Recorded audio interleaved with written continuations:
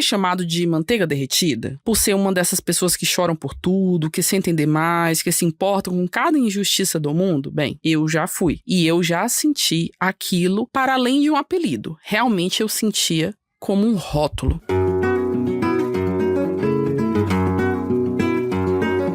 Olá, você está ouvindo ao podcast Tenho Altas Habilidades. Eu sou uma pessoa superdotada que conta histórias de pessoas superdotadas. Já aviso que um efeito colateral desse podcast é enxergar as altas habilidades por todos os lugares. Se você conhece alguém superdotado, você vai perceber a superdotação dessa pessoa. Se você é superdotado, eu espero que você se veja também nas histórias. Algumas são muito inusitadas. Outras são apenas histórias comuns. Eu espero que ao ouvir essas histórias, você perceba o que a gente tem de diferente e o que a gente tem de igual a todo mundo. Fique com mais uma história sobre altas habilidades.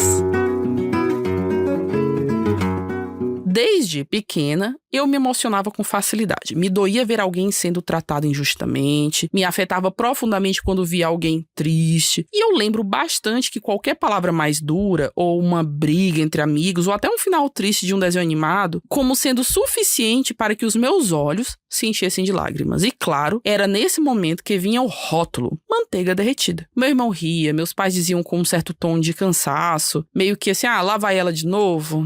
Sabe? Bem, teve um dia específico em que isso me marcou de um jeito diferente. Até hoje, lembro dessa sensação. Eu era uma criança ainda, então eu não era uma adolescente, e as pessoas consideravam que eu tinha um comportamento de adolescente, uma fama de fazer drama por tudo. Ali, naquela fase, era esperado por todos que eu já soubesse, entre aspas, me controlar e esconder o que sentia. E aconteceu algo que me deixou muito chateada. Não lembro exatamente o que foi, mas sei que, na minha cabeça infantil, aquilo parecia a maior injustiça do mundo. Talvez fosse um brinquedo quebrado, um amigo que não quis brincar comigo, um não que eu não esperava, ou o que quer que tenha sido me atingiu em cheio. Eu fiz o que qualquer criança emocional faria. Eu saí de cena, corri para o meu quarto, fechei a porta, me joguei na rede, porque a garota que é nordestina, certo?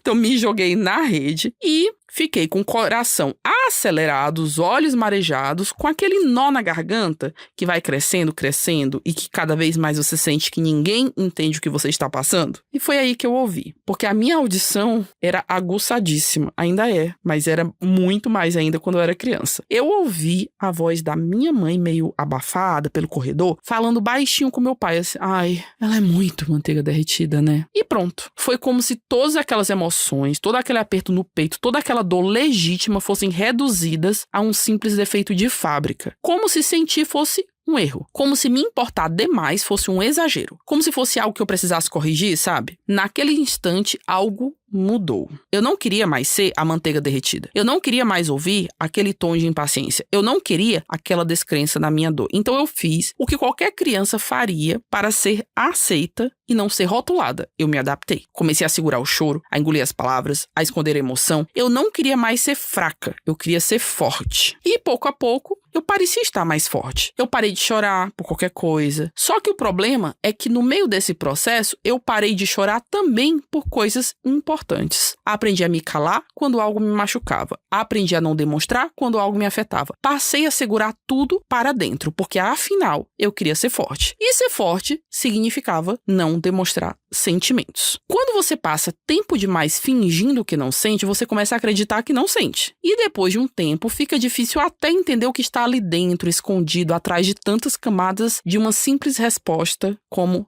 tá tudo bem. Levei anos e muita terapia para entender que força e sensibilidade não são opostos. Que sentir não é fraqueza, que se importar não é um problema a ser corrigido. E hoje eu olho para aquela criança que chorava no quarto, querendo abraçá-la e dizer para ela que não tem nada de errado em sentir. Que o mundo precisa de gente que sente. Que chorar não nos faz menos capazes, menos inteligentes ou menos fortes. E você já se sentiu assim? Ou você ainda tenta esconder o que sente para não ser visto como fraco hoje em dia? Lembre disso. Sensibilidade não é defeito. Coração de manteiga derrete porque é feito de algo precioso. E no fim das contas, o mundo precisa mais de gente que sente do que gente que finge não sentir.